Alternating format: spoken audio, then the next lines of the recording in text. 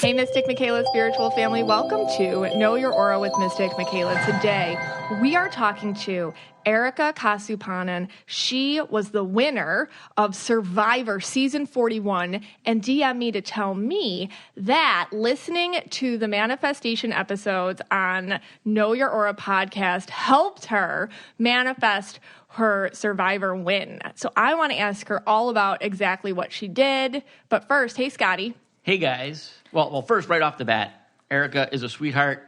She came down all the way from Canada. Wow. She brought us maple syrup. She brought us a hockey stick signed by the Toronto Maple Leafs. A lot of gifts. And she's also currently in our green room. And this is actually a first. She's creating alliances with our furniture. So right now, the lamp has moved. She's moved the lamp over to the couch. So I believe the couch and the lamp are the first alliance. Whoa. Yeah, so it's great to have her here. We haven't watched Survivor in actually a really long time. That's like another story. We can't because you get too upset.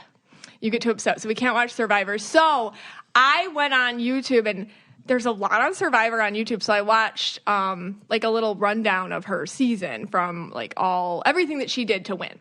And amazing to me. I mean, she's got to know she's purple blue. We'll ask her. She's okay. Purple blue aura. Purple blue. Amazing to me that, I mean, a purple blue won it, being purple blue. Yeah. I mean, I would think mostly only red blues would win it, but I guess she won it purple blue. So what does that mean, I guess? So I actually pulled up like a bunch of the past winners or whatever, and a lot of them are green and some are red. So here's the thing. In our society, what I've noticed is if you're purple blue, for example, so that means that your gifts for winning in life have to do with your intuition and your empathy. So the fact that she used those two things, like she can read people, she knows when someone's slighted, she knows when to come in and help somebody, she knows how to talk to people, all that, using those skills and winning with them from our societal standpoint can be seen as sneaky, cruel, calculating. But that's that's the purple blue gift. And for some reason, purple blues are only supposed to use those gifts for helping, being, and behind the scenes, not, being invisible, not actually advancing themselves. We're supposed to use it to advance others. So I think that her doing this, because it's a game, okay? Like it's an actual game. Like you're supposed to come on. Everybody's under the understanding that you're supposed to play the best of your ability. That she didn't push that aside in favor of a more inauthentic game strategy. It's applause worthy. And again, like I said, I haven't watched. Well, like you said, I haven't watched the show in a while. But I would think coming in as a purple blue, or maybe like a real purple person, they might have a little bit of advantage in the fact that they're probably underestimated. Like the greens and the reds probably think that she'd probably be like the first one thrown off. Like, oh, we can get rid of her quick or something like that. I can see that happening. Yeah, and all the synopsises, that was the big thing. Like she's constantly underestimated. Also, she's Filipino. She's a little tiny thing. She's like this little girl. She looks very young. She's a woman.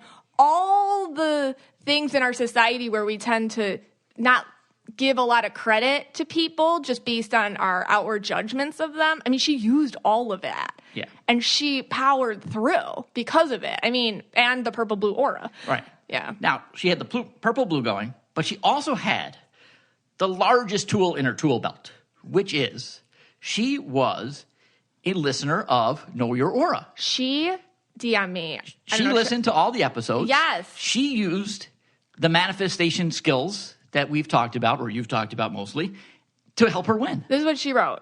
I don't want to take too much of your time up. Of course, she says that because she's blue. Right. Just wanted to quickly share this since you're responding, because I always try to respond to my DM, so we're already talking aura stuff. I'm a huge fan of KYA, and I started listening when the pandemic started. I recently won Survivor and truly used a lot of the manifestation techniques I learned from the podcast. I used the 12-12 meditation to really visualize what I wanted, etc. I just wanted to say thank you. I mean, I was like, oh, you have to come on and tell us your tips and tricks. Right. Which she's going to, I'm going to ask her about. She's going to do that. Yeah, definitely. And, so let's just kind of recap some of those manifestation tricks that we've talked about. We do have a manifestation journal. We do. You can purchase it on the website. Yes. Okay.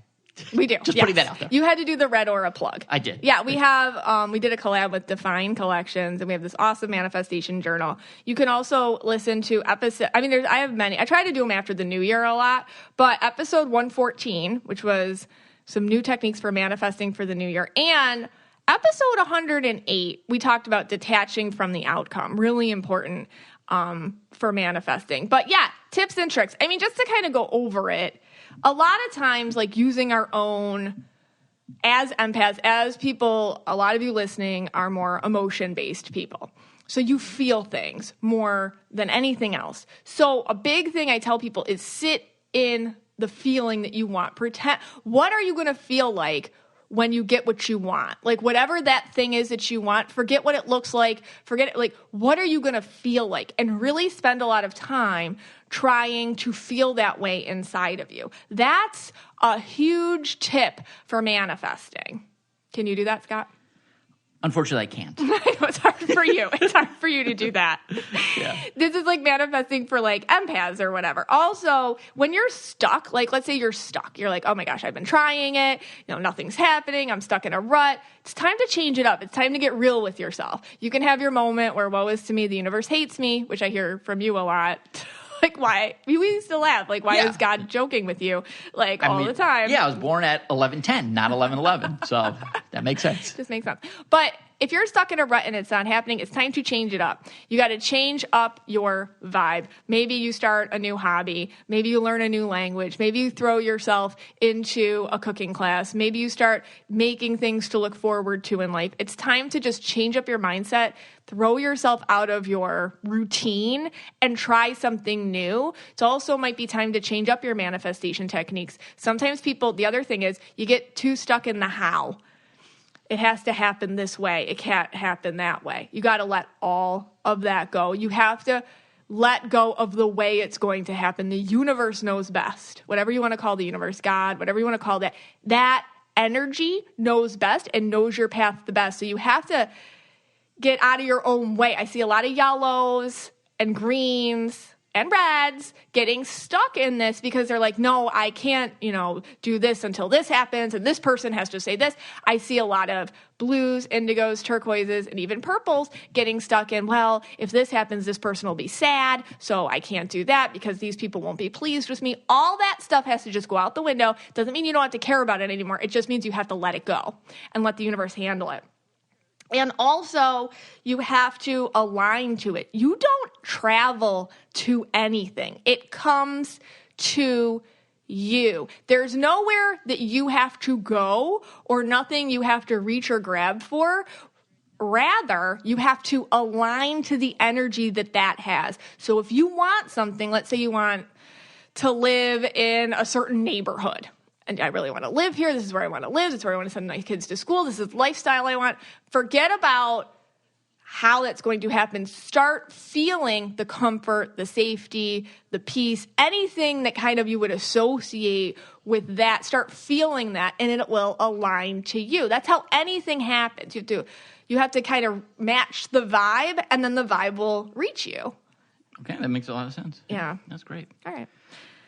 So that is my little quick pep talk for manifesting. For a lot of you who wrote and were like, how come, she manifested a win and I can't manifest my life? Like, what's the difference really? Is it luck or is it something that she's doing? Okay. So I just want to give you some tips. Okay. Well, right now she's still in the green room, and apparently the coffee table has been voted off the island. Oh. So she's actually removing it from the green room. We've never had a guest do this before.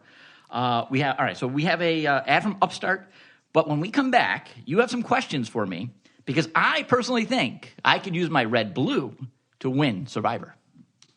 If you have multiple credit card balances each month and are only paying the minimums, barely making a dent in your credit card debt, it can be very discouraging. Upstart can help you pay off your existing debt quickly so you can feel like you're finally getting ahead.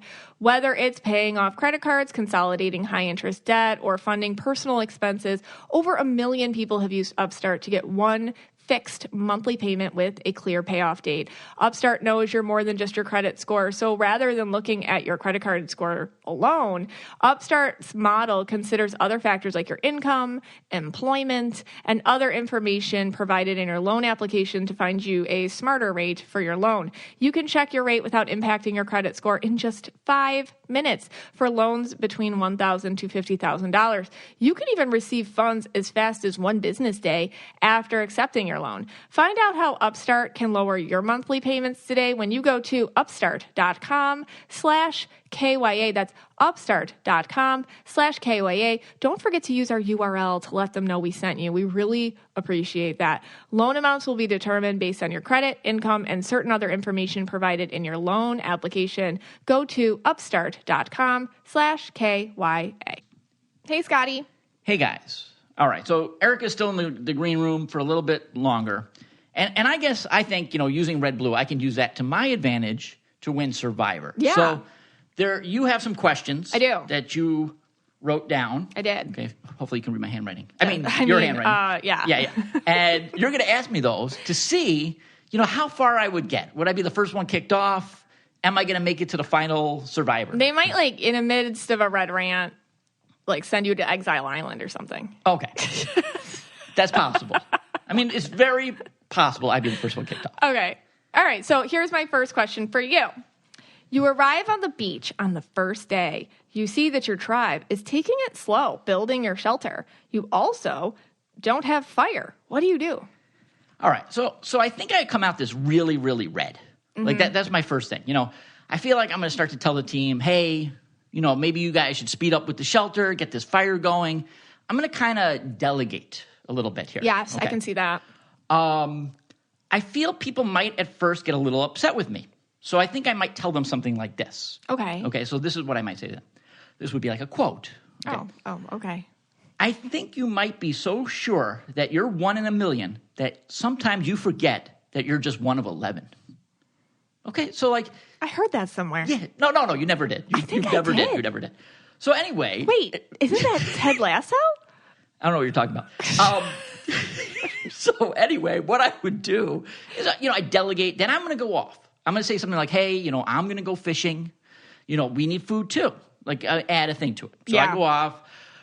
Probably going to go and relax for a little bit. Yeah, you're going to pretend. Yeah, I'm going to pretend. That at home a lot. Yeah. So, so I'm going to save my energy, Mm-hmm. And then when I come back, everyone's going to be really disgruntled. So I'm going to say something like, taking on a challenge is a lot like riding a horse, isn't it? If you're comfortable while you're doing it, you're probably doing it wrong. But that's Ted Lasso too. Okay. You only watch the pilot of Ted Lasso, and you're ready for Survivor. It's not Ted Lasso. All right, do the next question. All right. Well, my next question is, it's time to solidify your alliance. How do you go about doing this? Okay, so now I'm really, really red. Oh, yeah. Because, I gave these inspirational quotes. People are already mad at me. I say something like this. And one of the contestants happens to be named David. I'm not sure why. But I say, David, stop acting like a disgruntled penguin. Just kind of get him going. That's from Schitt's Creek. No, these are my quotes. These are my quotes. Then I kind of want people to settle down. And maybe I just say something like, hey, look, all right, let's calm it down. I say, we can talk about this anytime you guys like, preferably not before 10 a.m., because I'm really not a morning person. And that would really settle things down. Okay. I think I see what's happening here. No, all right. So far, I think I'm still on. I've not been kicked off yet. All right. All right, let me have the third question. All right, well, your third question is, you find the clue hidden immunity idol before the merge. What do you do? Okay, so I've given them my red. Yeah. Now I have to kind of start bringing in the blue. Okay. So I went real red. Now I'm going to start bringing in the blue. So first, I'm going to say something like, first of all, what is this nonsense? What is this immunity idol? Why is this part of the game? I'm going to question that. I kind of maybe go around asking if this is a scam or something, things I do. But then I say something like this. I don't have a home to go back to. And here, I stand a chance at least. But out there, I got nothing. Out there, nothing. I don't know what that means. Now, I might also say this in Korean. Okay, so there's a possibility I would say this in Korean. It's Squid Game. I really have nothing out there. I have a jersey on now. It says 322. So, is it the okay? Yeah. Okay, so at this point, they might keep you just because, Yeah. you have, like, obviously some mental health issues, and maybe you're not Right. such a threat. They'll just get you later. Yeah. And That's what I mean. If I was playing with you at this point, I'd be like, okay, he's entertaining. He can stay. And also probably not a threat. He's just a little wacky. Yeah, but I'm playing on that emotion like that, hey, I got nowhere to go. Oh, so you're trying to guilt them into keeping you there. Yeah, I'm bringing out the victim blue. I don't know. These players are ruthless on this show. They don't really have a lot of, they don't have that. All right. All right, well, give me the fourth question. Okay. It's the final five. Wow, you made it. Yeah, I'm in the final five. You're really, you really have a lot of confidence. It's the final five, and it's time to solidify your final three deals. Who do you make a deal with? Okay, so I've just gone victim blue, but now I don't really feel comfortable in the victim blue state. Okay. I want to get out of it. So I'm starting to go back to pivot. I'm going to be red. I basically, say to everyone, look, friends don't lie. Okay? Friends don't lie. Stranger It's Things. 11 o'clock. It's 11 o'clock when I say this. Yeah, we get it. Okay. That's weird. And, This whole thing's weird. And I say to the remaining people, I say, you know what? And I think at this point, I'm probably only hanging out with people that probably listen to KYA. Everyone else has been kicked off. Yeah, because you're only, obviously, as Erica is telling us, you only make it if you listen to KYA on any show. So it's me and 2 KYA listeners, or 4 KYA listeners. And I say, nobody normal ever accomplished anything meaningful in this world. I don't know where that's from. Nobody normal ever accomplished anything meaningful in this world. Maybe the listeners know. I think I insulted all the listeners, but yeah, okay. So same as 11. All right, here we go. So you're saying all the KYA listeners aren't normal. Right. We'll own that. Okay. Yeah, including myself. You're the final tribal council, and a lot of people have been eliminated because of you. How do you convince them to vote for you? Okay. So I've really done everyone wrong here. I've not pulled my weight. I didn't catch any fish. I didn't build a fire. Yeah. I basically insulted everyone. You're just walking around saying weird random quotes. And I have to appeal to their sensei now. I mean, senses. Not their sensei, their senses. Okay. And there's 2 kind of schools of thought on this one. So this is what I can do. First, I can say, if I'm extra hard on you, it's because you have the ability to be better than me. Wow. If I'm extra hard on you, then you have the ability to be better than me. Yeah. And then you win. Yeah, no. Or if okay. I feel like that might not work, I'm going to go with the other school of thought. Okay? You do the right thing because it's the right thing to do. So it's either, this school of training or that school of training. Wax on, wax off. Got it. Yeah. Okay. And look, at the end of the day, I'm probably not going to win. And I just basically say, to heck with it. Just fold in the cheese. Okay. I stopped caring where all these quotes came from. Okay. But I think it's great. If you're a listener, you got them all. Put it on the Facebook page. We'll see if you got them all right. Okay. Okay. Well, all right. We have a couple ads. We'll do those. And then we have Erica, the winner of Survivor. Hey, Scotty, have you ever been just too damn high? Yeah. That one time when I was on Exile Island with nothing to eat and my tribe had abandoned me. Hey, man, we've all been there. Today's weed can be tricky. Well, what else you got for me? Dadgrass makes it easy. They're reviving the pleasure of the casual smoke with 100% organic hemp so you can chill out without the stress. Dadgrass is legal, organic, smokable hemp and tinctures that relax your body and mellow your mind. Their 100% organic pre-rolled joints and tinctures are very low in THC and high in CBD, so you can enjoy the effects of CBD while keeping a clear head. Chill out without getting stoned. It's like having a glass of wine, not the whole bottle. All Dadgrass products are federally legal for ages 18 and over and ships right to your door anywhere in the U.S. And if you're traveling this season, there's no need to worry. Take it with you wherever you go. TSA approved. Whether you're looking for a new buzz or a chill way to enjoy an old favorite, Dadgrass will leave you in a euphoric mood. And now they offer the finest tinctures on the market, all the mellow goodness of Dadgrass Dadgrass in a bottle, no smoke required. Right now, Dadgrass is offering our listeners 20% off your first order when you go to dadgrass.com/KYA. Go to dadgrass.com/KYA for 20% off your first order. That's dadgrass.com/KYA. With hybrid work becoming the norm, the strongest teams have two things in common: speed and alignment. Both come from having one hub where everyone can share work and processes, manage projects, and collaborate with clarity. For companies of all sizes, Notion provides one central and customizable workspace that can be tailored to fit any team and bring all teams together to get more done and move faster. Notion is an all-in-one team collaboration tool that combines note-taking, document sharing, wikis, project management, and much more into one space that's simple, powerful, and beautifully designed. With powerful integrations and seamless navigation, you'll have everything you need in one spot so you can make speed your advantage without the silos and context switching that slow companies down. Plus, Notion has a worldwide network of millions of users creating templates, tutorials, and new inspiration. The product is getting better all the time, and you'll always have the support you need. Find out how Notion may be the missing piece your team needs to grow, get more done, and delight everyone who uses it in the process. You can learn more and get started for free at notion.so. You can check it out on your own and invite as many folks as you want to see how it works. Take the first step toward an organized, happy team today, again at notion.so. Hey, Mystic Michaela Spiritual Family. Well, I am here. This is pretty awesome with Erica Cassouponan from season 41. She's the winner of Survivor, and she's also a Know Your Aura listener, so she knows how to aura explain and aura talk and aura speak. Hey, Erica.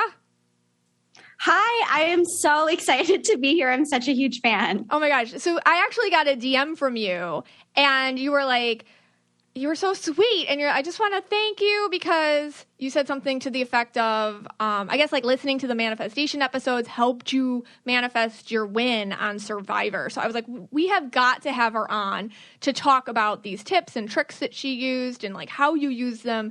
So, but first, do you know your aura?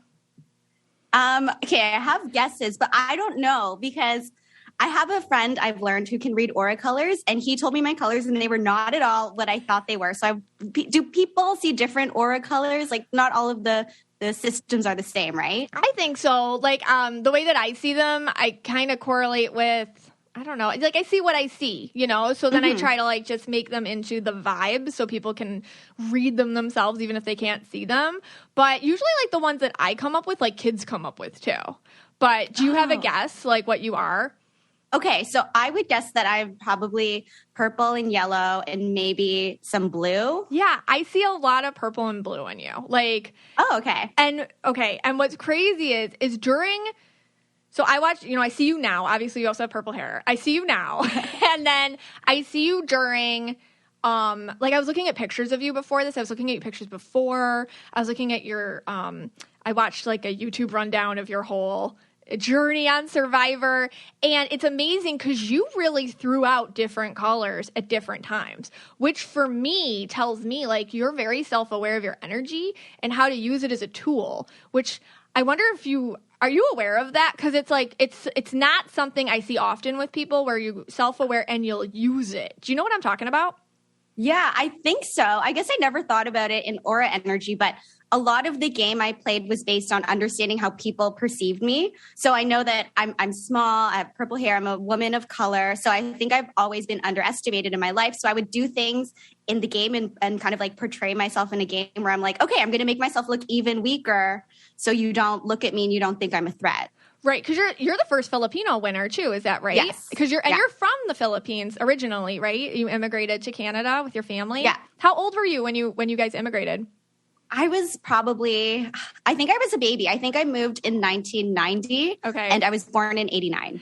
That's so cool. So is Canada super proud of you, by the way? Yes.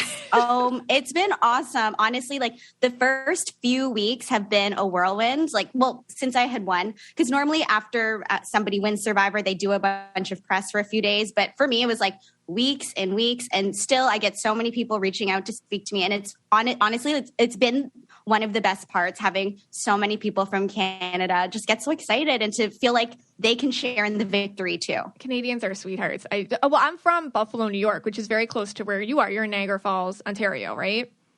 Yeah. So I live in Toronto now, but I grew up in Niagara Falls. So then when I would hear your podcast and hear about, I don't know, like you guys going to the Galleria and all of that, I'm like, oh my God, I used to go there as a kid. We'd go shopping there and we'd go to like Tops and go grocery shopping. Yes, it's true. Like all the Canadians would come over. I don't know if it's the same way anymore because I haven't lived there for so long, because it's like, I guess at that time it was cheaper to shop over on our side. Is it still like that? I don't know. Do people do that? I don't know. I think with COVID, like getting over the border is more complicated. So I feel like it's not happening anymore. It's not happening anymore. All right. So back to the whole underestimated thing, because that was really cool. The way that because usually, all right. So living your whole life, I guess, accepting that you feel other people as they underestimate you. Like, that's not something you can shut out or block out. That's probably been since you were a kid. I mean, growing up, being a different color than I'm sure a lot of people that you grew up with, and different race and different ethnicity. And then you guys are, your immigrant parents and things like that. So you must have, and you're blue, so you can really feel other people's feelings as your own. You're purple. You can really get their thoughts and pretty straight up, like mic drop truth, like about it. And the fact that you are saying like you could use that to benefit you in this game, like that's crazy self-awareness. So, okay, how do you say, like, how do I put this? Because this is what I really found exciting about your journey. When you were going through your journey, a lot of people didn't notice how you were, I guess, because people don't understand, like, in the Survivor game, it's really about people, a lot of it. Yeah. So explain, like, how you were able to shut down the fact that people weren't going to like you, or people had things to say about, like, how did you handle that? Because you being a blue and a purple, how did you handle it? You know what? I think that, because originally I was supposed to be on Survivor when it filmed in March 2020. And then obviously nobody was traveling internationally in March 2020. So then I had the year before I got on the show again to film it in March 2021. And I think that, so I feel it's interesting that you don't see yellow on me, because when I look back at myself the last 10 years, maybe I was wearing a lot of yellow, but I felt like I had a lot of the yellow traits. And I think that if I had gone into Survivor in March 2020, I think I would have played as someone who believes they need to be a yellow, because I think that because of the life that, I don't know, just because of how I get perceived, I think I would always be trying to prove myself. I think I get frustrated thinking, is it me? Why aren't I able to like really break through and get to where I need to be? So I think that my preparation for the game in March 2020 was like, okay, I'm going to watch every episode and take notes. I'm going to go to all of these gyms. I'm going to study game theory. I'm going to do this, this, and this, and I'm going to be the perfect Survivor player. And then during COVID, I realized like, oh, nobody has control over anything. Because I feel like yellow people like to kind of have control over their everyday lives. But I was like, oh, you don't have any control over anything. And I kind of, went through difficult situations in the job I had at the time. I was working through things personally because you're just sitting at home and you're kind of stuck in your brain. And then that's how I started listening to Know Your Aura. I read so much Brene Brown. I went to a lot of therapy, and I got to understand who I am and accept who I am, and realize, oh, there's the strengths, there's I say weaknesses with quotations.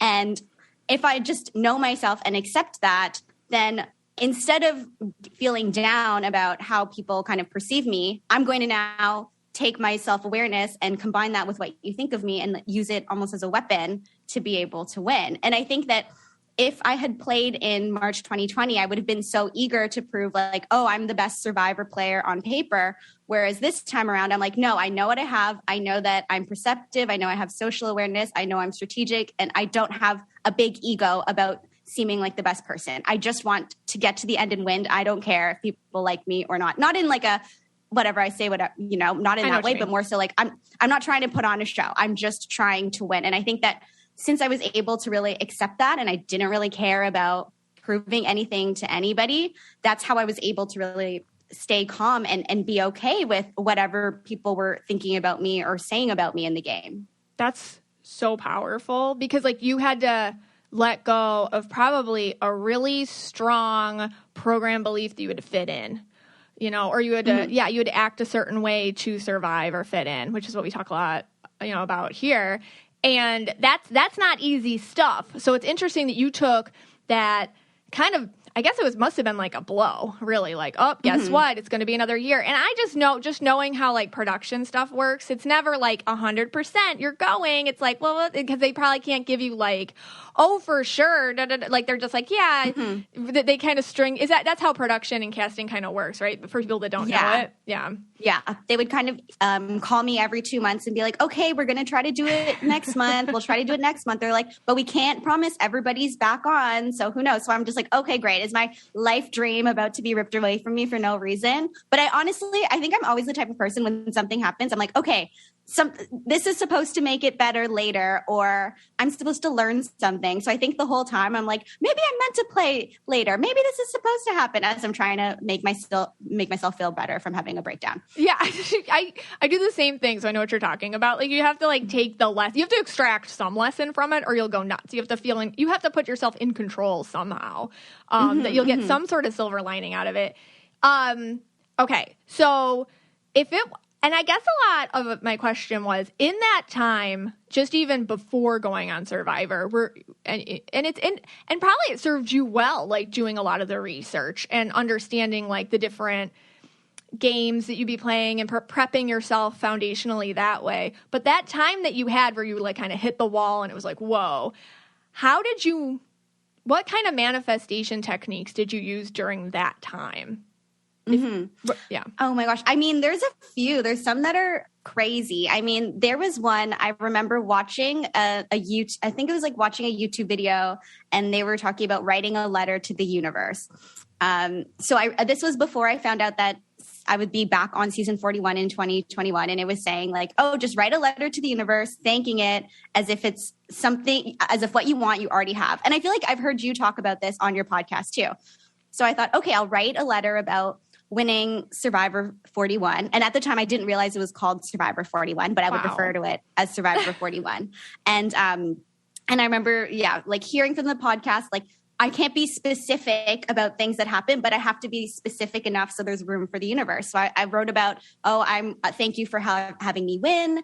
Thank you for me kind of breaking the glass ceiling and kind of being a trailblazer to represent different people. And the thing that's crazy is every single thing came true. And there was one section where I wrote, I don't know what I was thinking when I wrote it, but I'm like, oh, because I'm on Survivor, people like my parents and people who like were immigrants or people who feel like misunderstood, they'll be able to feel understood or validated watching me play the game. And like at that time, I don't know what I was thinking. And then I go back and I read it and I think about all of the kind messages I got from people saying, oh, someone who looks like me is on TV, or I know what it felt like I made this metaphor at the end saying that I get treated like an intern, but I'm actually the one running the meeting. Like so many people reached out to me saying that they had felt like that. So I just couldn't believe that all of those things came true. Like I wasn't specific about this would happen in the game, this would happen, but I was really specific about how I wanted to feel and the impact after, and it all happened. I have chills. Like I have chills because I feel like your passion about it. And I feel like as you were writing it, you were probably like, oh my gosh, like I'm helping people. Which is probably a big thing for you. Because in your old life, I read that you were a communications manager, which is like a very blue person job, but with inauthentic yellow necessities to it. So I would say that, you know, having to step out of, I guess, that world and into, I'm writing a letter to the universe now world. Was it easy for you to kind of just fall into that, or was it something you had to work at? I guess a lot of people have a hard time getting in that mentality sometimes of woo-woo or what they consider woo-woo or whatever. How did that work for you? Was it hard or easy?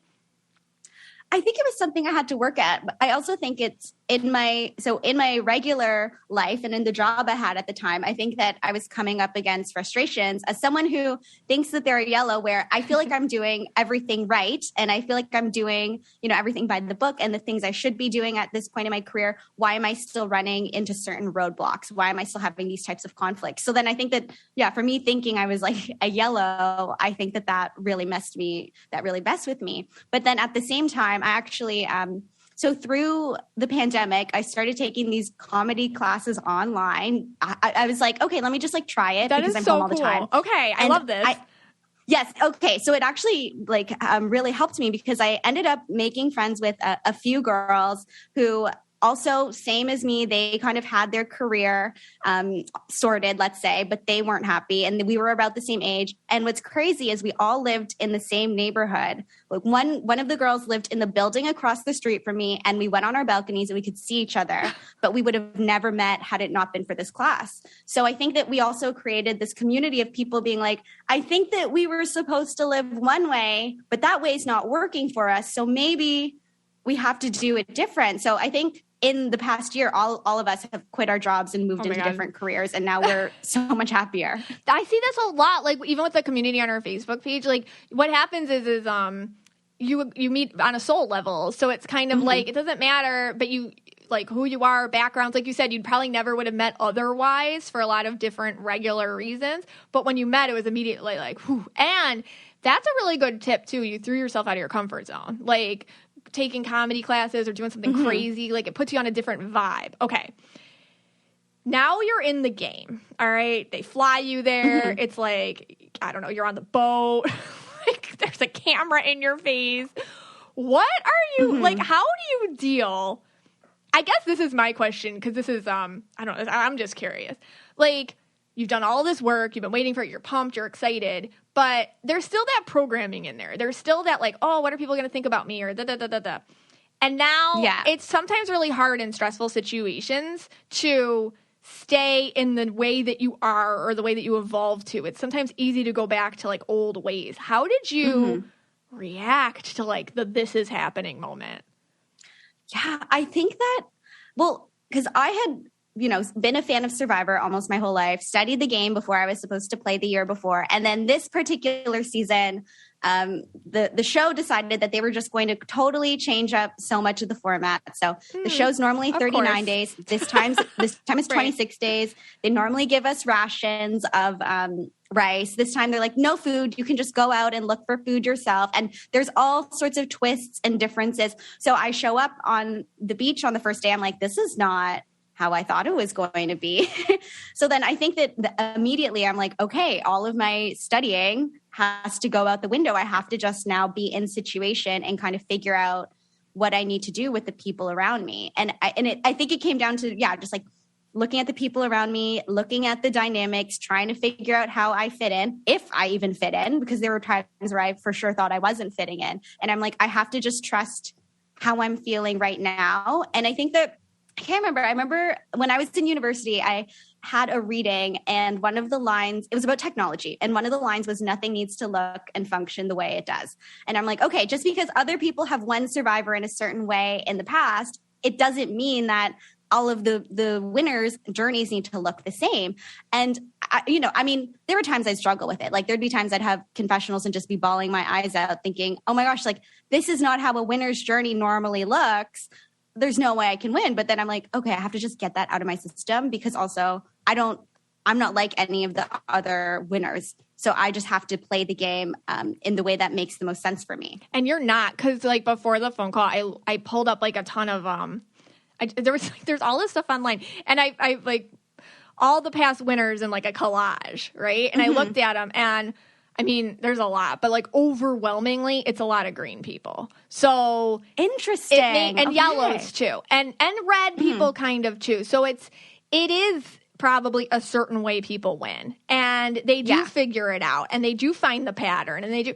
But what's interesting about you and how it correlates just to purple is that I always tell purple people this, you're best in the moment, and I wonder if this is I don't know, even in your old life with your old job or whatever, like in the moment, if there was a crisis, are you better if you plan for it, if you just like roll with it in the second that it happens? You know, purple people are usually best in chaos, in the mess. They find themselves in those times anyways. So it's interesting that it played out that way for you. Now, some of your castmates, is that what you guys call each other? Some of your yeah. Some of your castmates did figure you out, which I saw. Like, I thought that was kind of funny because some of them were like, we got to get Erica out. She's smarter than she's pretending to be, like that. And I just thought that was kind of funny because I'm like, oh, they see it. They see her purple. They see it's coming out. And you kept saying that you're a lion in lamb's, like in a lamb's fur or something. And I thought that was so perfect. But okay, so how did you deal with people kind of calling you out? Like, I know you're smarter than you're pretending to be, or I know your game. Like, what was that? So nobody really called me out like to my face or anything, okay. But I think it's one of those things. I don't know.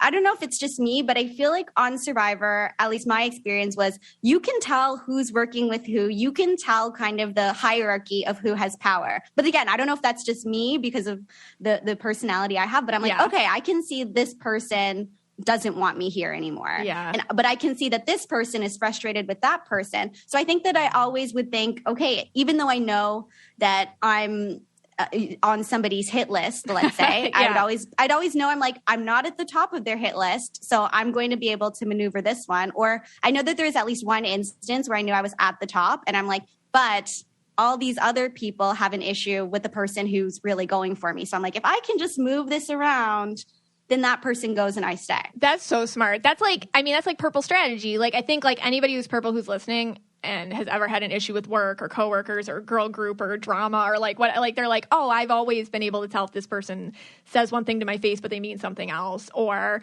if that other issue is a bigger problem than I am, so I can deal, focus, deflect or whatever. I just think it's really cool that you used that to win in a lot of ways, and you got a lot of pats on the back for it. Well, okay, what did you do in the game? Okay, there was this one thing that I saw where I just have to bring it up. Like, you manifested like grilled cheese and chips or something. Can you explain? Yeah. You have to explain that because I thought that was so funny. Oh my gosh, I don't know. Like, there were somehow things like this would happen all of the time where I would be like, oh, I think this is going to be the reward today. And I was like, I want a sandwich and chips. I want a sandwich and chips. And I wasn't even supposed to play in that reward, but then I ended up playing in it and then I ended up winning. And I was like, oh my God, it's the sandwich and chips. But it would happen other times too. Like, there was one time I was like, it's going to be a pizza party today, guys. And then we show up and the reward is the pizza party. That's crazy. Or there would be times, I mean, I can't talk about producers a lot, but I'll say there was a couple times where I would just like tell producers, I'm like, is this your birthday? And they'd be like, how did you guess that? Stop it, like, Erica. So I don't know what it is. And so my sister is a medium. So she's a medium. Yeah. But she doesn't, she doesn't have clients or anything. She's not practicing, but she, over the last year, has been able to hone her ability to communicate with the other side. And she would always tell me, she's like, you can do it too, but you're just afraid to. I'm like, yeah, I'm like, I don't want like people talking to me. I don't know. I'm afraid. But she's like, no. She's like, if you just open yourself up, you can do it. I'm like, oh, okay. But then I talked to her after. She's like, I think that you were like, some things were coming to you while you were out there. Yeah, you were definitely probably stripped down enough that your mouth was just like not filtering spirit message. And you're like asking the universe to help you. So they're like, here we go. And they're helping you. I think that, I also think like these little things that happen, like pizza party or, I manifested this reward or something. It's kind of little highway markers. Sometimes the universe sends like the bigger picture's happening, and I'll show you how by the little things that happen. Yeah. How did you keep your game straight when you're hungry and you're tired and you're hot and you're like, whatever, Sandy, like all that stuff? Yeah. And I think it's just a metaphor for life. Like, how do we keep our manifesting game straight when we're going through something? Like, how did you do it? Yeah. I think that, I mean, also, I feel like people don't understand what hunger is like on Survivor, because I watched it and I thought, okay, you're going to have some tummy rumblings every now and then. And that's not what it's like. It's like you're sitting down or you're laying down and you stand up and you're dizzy for about 10 seconds because you have to get your bearings. And then you can go about your day. And I know that there would be times where I'd be thinking something and then what comes out of my mouth is not exactly what I'm thinking. I'm like, okay, no, I probably sound crazy because I could feel that bridge not happening. But I think that for me, I wanted to just keep the mission simple, let's say, where I was like, I don't need to be like the best not the best, but I don't need to be the flashiest person. I don't need to be the one who has all the spotlight on me. All I need to do is get to the end. And I know if I get to the end, I will have done enough to win. So I was always just like, okay, even though there was always so much chaos happening, I feel like the TV show really simplifies how chaotic it actually is to live there and all of the scrambling and all of the planning. So there was always so much chaos, but I was like, okay, I just have to make sure I am making the decisions that just get me here tomorrow and set me up for the next day. Just keep it simple. So you would have some sort of rundown in your head, like every day or every night or something, like this is the mission, let's simplify it, let's just keep on track. Like you're saying you would do that kind of like mental game with yourself? Yeah. And it helped that I had an ally who I had an ally, Heather. Yes. And we just truly became really good friends. Like it's hard to explain. We truly loved each other. Oh. And I feel like the viewers didn't see enough of how this relationship came to be, but we truly loved each other. And I always knew that, at least with Heather, she wasn't trying to play me or anything. And I wasn't trying to play her. We were both friends and trying to protect each other. So at least, like, truly, I think having someone like that in the game helped me to stay sane, because I'm like, okay, even if maybe the information Heather is getting is correct or incorrect or whatever, but I know what she's telling me is never going to be a lie. So I will always have that point of sanity. Okay. So you found your tether to somebody. And what people might not understand too is at the end, a tribal council decides who's the winner out of like the remaining people, which I always thought that was interesting, because at the end, the people that went home decide your fate based on and you got a lot of pats on the back for being a smart player and being kind of like the underdog who was like really rose up. So exactly who you are and who you embraced in yourself the year before you went into this game, people like legitimately congratulated you for. So like they were like, this is authentically you. We respect and we appreciate how you played it as yourself. You win, and I thought that was really, I don't know, was that very validating for you? It was. Honestly, it was, because I think that as you get further and further in the game, you feel like you're on this ride and you're kind of getting off of the rails and things are like almost getting out of control. So to get to the end and then to have all of my competitors who, I love, but they're also all nuts. Yeah. I mean, we're on reality TV, so we're also crazy. But to have so many people say that I played the way that they wish they played, like that's so validating. Oh, that's nice. Okay. How did you use, I guess, your perceived weaknesses? We talked about this a little bit. You're a woman of color, you're little. I can't see you, but you look little. You look like a little person. You're like this little girl, like that. You look like you're 12. You know what I mean? Like, how did you use all of that to your advantage? And I would even say being a purple-blue aura, and especially the blue, I think a lot of people get pushed around when they're that color combination, and especially with the blue. How did you use those weaknesses as fuel? Yeah, I mean, I think I always felt like I was capable of winning. I always felt like I had what it took. And I always knew that at the end, when you have to vouch for yourself, I had the skills that I needed to be able to do it because of my work as a communications manager. So I was always like, okay, I just have to get there. And at the same time, what I had experienced in my life before I had gone on the game is, okay, people see me, they see that I'm small, they see that I'm nice and trying to be accommodating to people. But then as soon as I assert myself or I have an opinion that's not quite the status quo, all of a sudden I become the scariest person ever. Wow. And it's like my history of the good relationship with them kind of disappears because the way that I act doesn't fit the way that I look, and I become hard for people to really process or wrap their head around.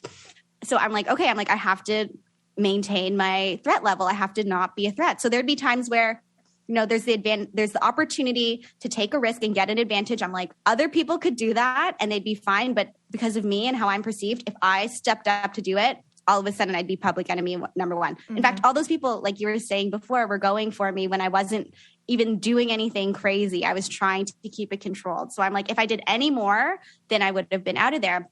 And then I would also do things like, through working in PR, I understood different things you have to do with body language, different things you need to do with how you speak and the cadence of how you talk to make yourself seem like you have more authority.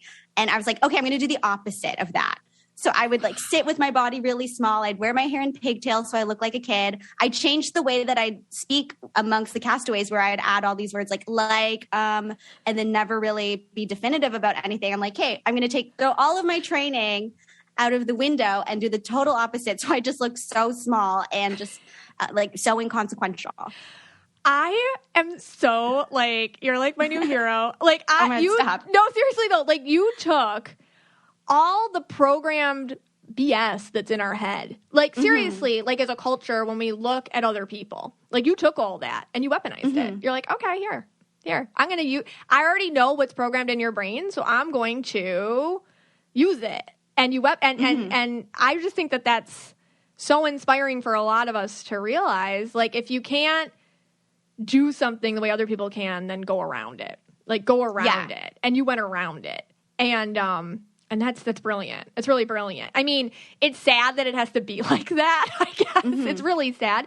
But it's really brilliant. And, okay, your life has completely changed since winning Survivor, obviously. I mean, and not just winning the prize. You have new opportunities. Can you tell us, like, any of them? Are we allowed to know? Yeah. I mean, it's been so exciting because right now I'm working as a correspondent on Entertainment Tonight Canada. That's crazy. And it was one of those things, as a kid, I remember I would watch Entertainment Tonight and think, I want to be one of these people on that show. I have no idea what that meant, but I always thought that. But I think that I never wanted to say it out loud until I won Survivor. I'm like, wait, if I can win Survivor, why can't I go do something else? So I'm working on pivoting to where I actually want to be, which is more so working in broadcasting, being a media personality. So being, whether it's on TV or anywhere else. So I have amazing people who I'm working with to help me to get more opportunities like that. But I'm so excited about ET Canada.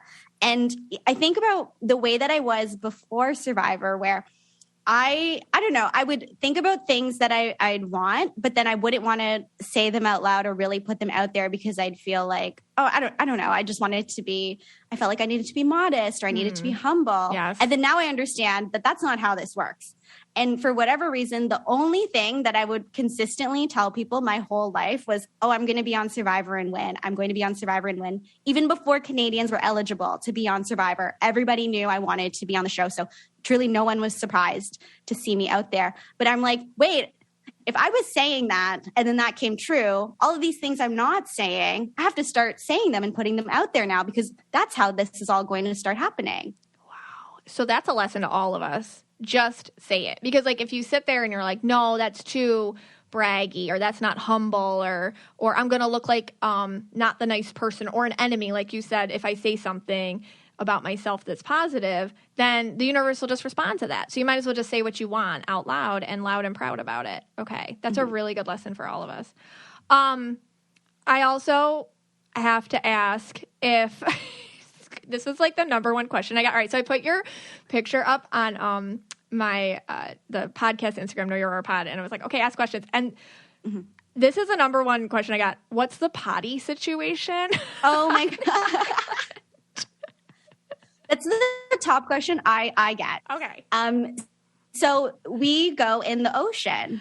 Okay. It's called an aqua dump, and toilet paper is wet sand. And I found that I was able to multitask because I would both go to the potty and take a bath at the same time. Okay. You just kind of move over a little bit and then finish the bathing process. So yeah. Oh, there'd be times where there's rough water because we had designated this area on the beach where there's a lot of rocks. Okay. And there'd be times where there'd be rough water. So I would go to the bathroom and then this big wave would come and then I would just, see little bits like flying through the air and I'd have to run away to make it doesn't fall. That's horrific. But listen, you did it. And I also, my other question I had was according to what I watched when I was watching your rundown, one of your number one spheres was going to something called Exile Island, right? Like, yes. So it's, what is Exile Island? And then it happened to you, which I think is so universe appropriate because like what we fear the most always flippin' happens to us. Okay, so explain Exile Island and like how you got through that and how it actually changed everything for you. Oh yeah. So Exile Island, it happens sometimes in Survivor seasons. Essentially, it's like a disadvantage where you have to go and live on an island separate from all of the castaways by yourself, usually for one night. That's really scary. So it is scary. And I have always wanted to be on Survivor, but I'm not a camper. But I always thought, I'll just know how to play the game and I'll just figure out how to live. So I don't have outdoor skills.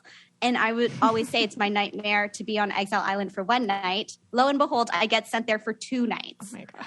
And I just like am crying. I make a fire for myself. I'm just freaking out. I'm crying. Both of the nights that I'm there, it's pouring rain and I don't have a shelter. So I'm just sitting up both of the nights and I'm just trying to keep this fire alive. I think partially so I have a purpose, so I'm not just in a ball crying in the rain, but also because if the fire goes out, then all the wood is wet, and then I can't make fire, then I won't be able to eat the next day. Those are the stakes of living on Exile Island.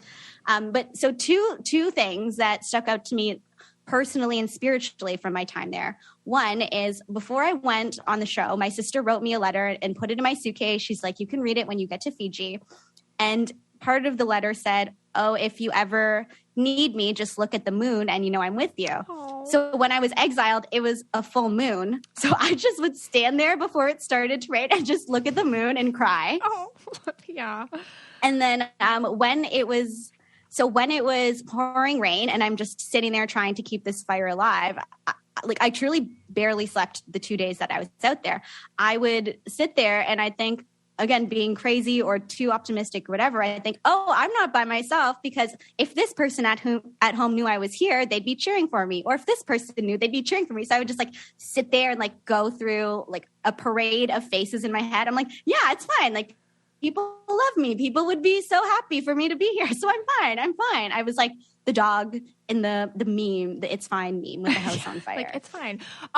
You were borrowing vibes. That's a big manifestation technique. Like you were borrowing your sister's vibe of love and togetherness with you. And then all the people at home from the future who are watching you. Cause that's like a whole thing. And like feeling everyone like, you can do this, Erica, you got this, come on. And then instead of breaking you, it like empowered you even more. I feel like you're really good at taking like just things that others would perceive as low points and taking them and making them fuel for you, which probably does come like from what you're talking about, like around your background and a lot of what you've had to do your whole life anyhow. So okay.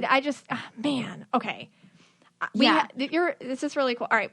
I asked viewers for other questions other than the potty one. Okay. It's just that was like the big one. All right. Yeah. Let's see. Big one.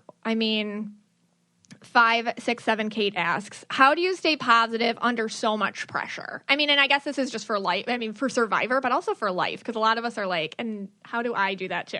So how do you stay positive under so much pressure?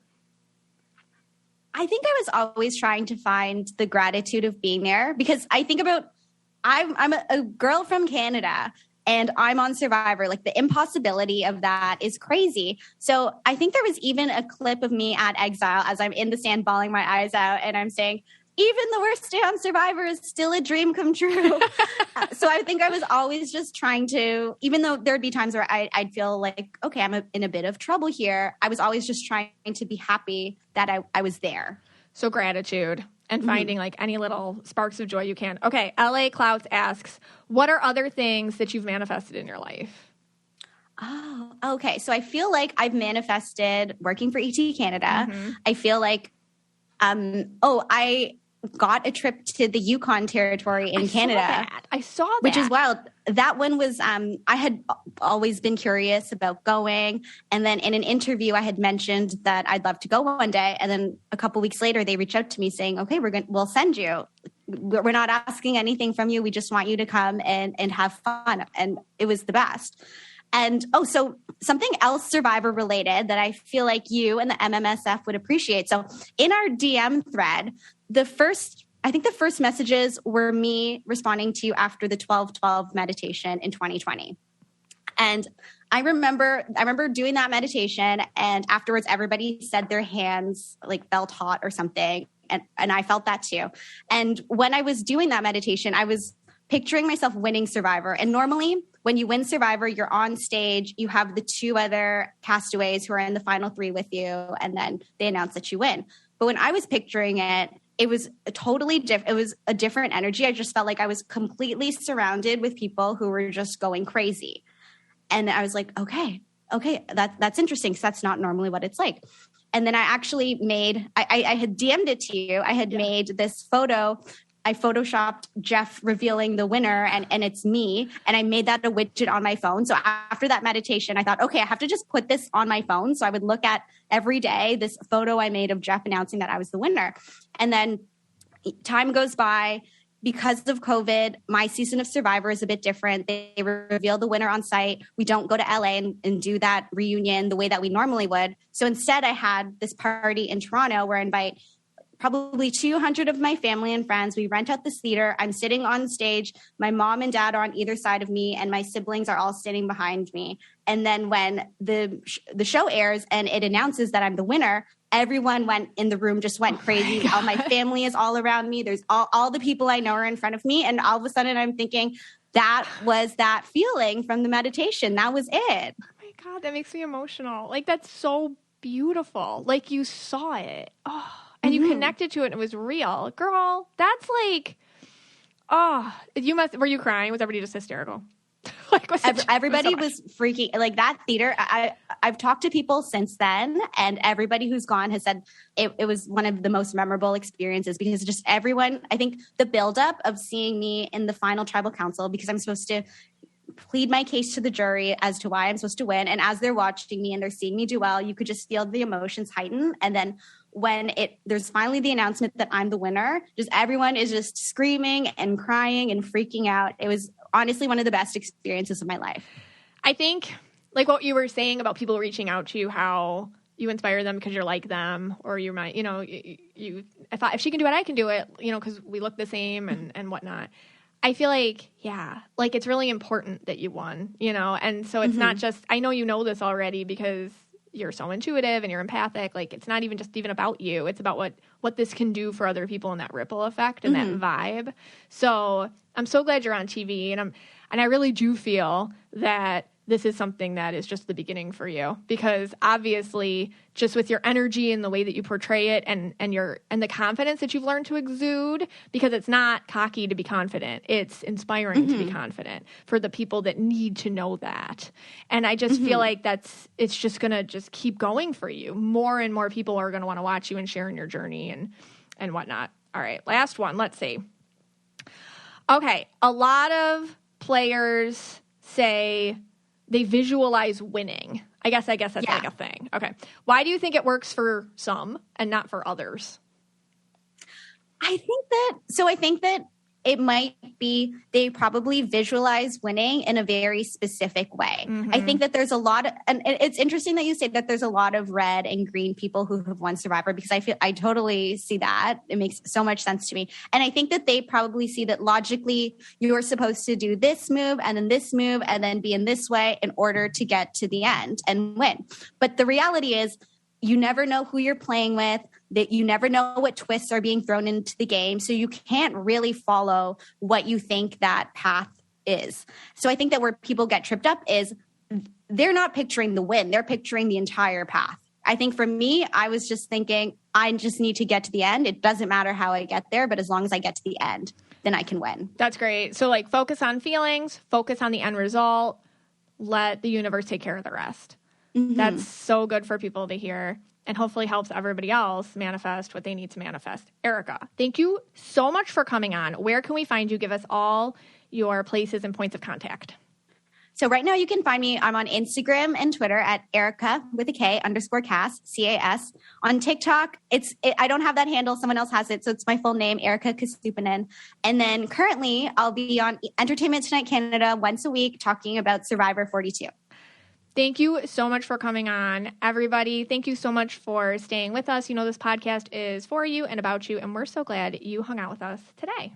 If you want to be the most interesting person at the cocktail party, well, hop on over and listen to the Brain Candy podcast. Our award-winning content will have you laughing while you're learning. We read all the best articles, books, and studies and keep up with new TV shows, documentaries, and pop culture. And then we cram it all into 2 shows a week. Conspiracy theories, cannibal rabbits, unsolved mysteries, the history of the Walkman. There's something for everyone. The Brain Candy podcast. Find our link in the show notes. Or simply search for the Brain Candy podcast on your podcast app.